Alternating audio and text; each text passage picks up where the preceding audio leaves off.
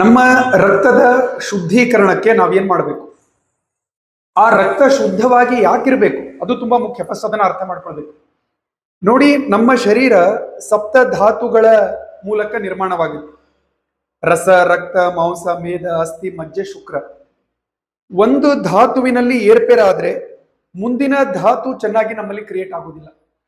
ಈಗ ನಮ್ಮಲ್ಲಿ ರಕ್ತದಲ್ಲಿ ಅಶುದ್ಧಿ ಇತ್ತು, ಟಾಕ್ಸಿನ್ಸ್ಗಳಿದ್ದು, ಮುಂದಿನ ಧಾತು ಸರಿಯಾಗಿ ನಿರ್ಮಾಣವಾಗುವುದಿಲ್ಲ.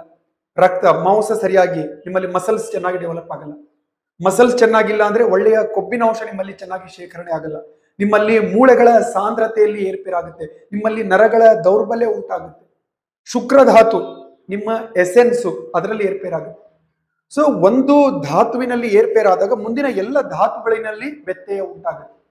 ಸೊ ನಿಮ್ಮ ರಕ್ತದಲ್ಲಿ ಅಶುದ್ಧಿ ಇದ್ದಾಗ ನಿಮ್ಮ ಮೂಳೆಗಳು ವೀಕ್ ಆಗುತ್ತೆ, ನಿಮ್ಮ ನರಗಳು ವೀಕ್ ಆಗುತ್ತೆ, ನಿಮ್ಮಲ್ಲಿ ಏನು ಎಸೆನ್ಸ್ ಇರುತ್ತೆ, ಶುಕ್ರ ಧಾತು ಇರುತ್ತೆ, ಅದರಲ್ಲಿ ಏರ್ಪೇರಾಗುತ್ತೆ.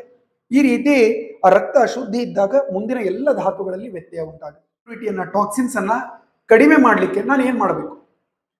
ನಿಮ್ಮ ರಕ್ತ ಪ್ಯೂರ್ ಇರಬೇಕು, ಅದರಲ್ಲಿರುವ ಟಾಕ್ಸಿನ್ಸ್ ಗಳನ್ನ ನಿಮ್ಮ ದೇಹ ಸರಿಯಾಗಿ ಹೊರಗಡೆ ಹಾಕಬೇಕು ಅಂತಂದ್ರೆ ನಿಮ್ಮ ಶ್ವಾಸಕೋಶ ಮತ್ತೆ ನಿಮ್ಮ ಕಿಡ್ನಿ ಫಂಕ್ಷನ್ ಚೆನ್ನಾಗಿರ್ಬೇಕು. ಸೊ ನಿಮ್ಮ ಶ್ವಾಸಕೋಶ ಚೆನ್ನಾಗಿ ಫಂಕ್ಷನ್ ಮಾಡಬೇಕು ಅಂತಂದ್ರೆ ಏನ್ ಮಾಡಬೇಕು? ನಿಮ್ಮ ಉಸಿರಾಟ ದೀರ್ಘವಾಗಿರಬೇಕು. ನಿಮ್ಮ ಶ್ವಾಸಕೋಶದ ಸಾಮರ್ಥ್ಯ ಚೆನ್ನಾಗಿರ್ಬೇಕು ಅಂತಂದ್ರೆ ನೀವು ಪ್ರಾಣಾಯಾಮದ ಅಭ್ಯಾಸವನ್ನ ಮಾಡಬೇಕು. ಎರಡನೇದು, ಫಿಸಿಕಲಿ ನೀವು ಆಕ್ಟಿವ್ ಆಗಿರಬೇಕು. ನೀವು ಎಕ್ಸರ್ಸೈಸ್ ಅನ್ನ ಅಥವಾ ಯಾವುದೇ ಒಂದು ಸ್ಪೋರ್ಟ್ಸ್ ಅನ್ನ, ಡ್ಯಾನ್ಸ್ ಅನ್ನ, ನಿಮಗೇನು ಇಷ್ಟ ಆಗುತ್ತೋ ಅದು ಫಿಸಿಕಲಿ ನೀವು ಆಕ್ಟಿವ್ ಆಗಿರಬೇಕು. ನೀವು ಫಿಸಿಕಲಿ ಆಕ್ಟಿವ್ ಆಗಿದ್ದಾಗ ನಿಮ್ಮ ಶ್ವಾಸಕೋಶದ ಸಾಮರ್ಥ್ಯ ಇಂಪ್ರೂವ್ ಆಗುತ್ತೆ. ನೀವು ಪ್ರಾಣಾಯಾಮದ ಅಭ್ಯಾಸವನ್ನ ಮಾಡಿದಾಗ ನಿಮ್ಮ ಶ್ವಾಸಕೋಶದ ಸಾಮರ್ಥ್ಯ ಇಂಪ್ರೂವ್ ಆಗುತ್ತೆ. ಸೊ ಶ್ವಾಸಕೋಶದ ಸಾಮರ್ಥ್ಯವನ್ನ ಹೆಚ್ಚಿಸ್ಕೊಳ್ಬೇಕು. ಎರಡನೇದ್ದು, ನಿಮ್ಮ ಕಿಡ್ನಿ ಫಂಕ್ಷನ್ ಇಂಪ್ರೂವ್ ಆಗಲಿಕ್ಕೆ ನೀವು ರಾತ್ರಿ ಒಳ್ಳೆಯ ನಿದ್ರೆಯನ್ನ ಮಾಡಬೇಕು. ಒತ್ತಡವನ್ನ ಕಡಿಮೆ ಮಾಡ್ಕೊಳ್ಬೇಕು. ಬೇಗ ನಿಮ್ಮ ಕಣ್ಣುಗಳನ್ನ, ನಿಮ್ಮ ಸಿಸ್ಟಮ್ ಅನ್ನ ರಾತ್ರಿ ಕತ್ತಲೆಗೆ ತಗೊಂಡು ಹೋಗ್ಬೇಕು. ಅವಾಗ ನಿಮ್ಮ ಕಿಡ್ನಿ ಫಂಕ್ಷನ್ ಇಂಪ್ರೂವ್ ಆಗುತ್ತೆ.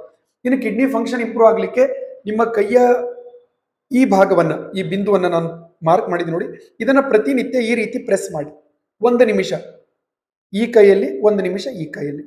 ಇದು ನಿಮ್ಮ ಕಿಡ್ನಿ ಫಂಕ್ಷನ್ ಇಂಪ್ರೂವ್ ಮಾಡುತ್ತೆ. ಸೊ ಕಿಡ್ನಿ ಚೆನ್ನಾಗಿ ಕೆಲಸ ಮಾಡಿದಾಗ ನಿಮ್ಮ ಬ್ಲಡ್ ಚೆನ್ನಾಗಿ ಪ್ಯೂರಿಫೈ ಆಗುತ್ತೆ. ಆವಾಗ ರಕ್ತದಲ್ಲಿ ಯಾವುದೇ ಟಾಕ್ಸಿನ್ಸ್ಗಳು ಉಳ್ಕೊಳ್ಳೋದಿಲ್ಲ. ಆವಾಗ ನಿಮ್ಮ ಮುಂದಿನ ಎಲ್ಲ ಧಾತುಗಳು, ನಿಮ್ಮ ಮೂಳೆಗಳಾಗಿರ್ಬೋದು, ನರಗಳಾಗಿರ್ಬೋದು, ಎಲ್ಲವೂ ಚೆನ್ನಾಗಿ ಡೆವಲಪ್ ಆಗಲಿಕ್ಕೆ ಶುರುವಾಗುತ್ತೆ.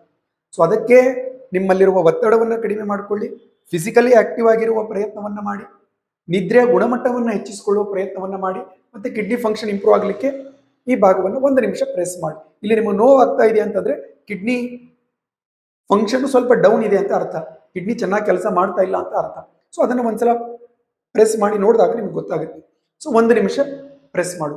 ಪಾಯಿಂಟ್ಸ್ಗಳನ್ನು ನೀವು ಫಾಲೋ ಮಾಡಿದಾಗ ನಿಮ್ಮ ರಕ್ತದಲ್ಲಿರುವ ಟಾಕ್ಸಿನ್ಸ್ಗಳು ಕಡಿಮೆ ಆಗುತ್ತೆ.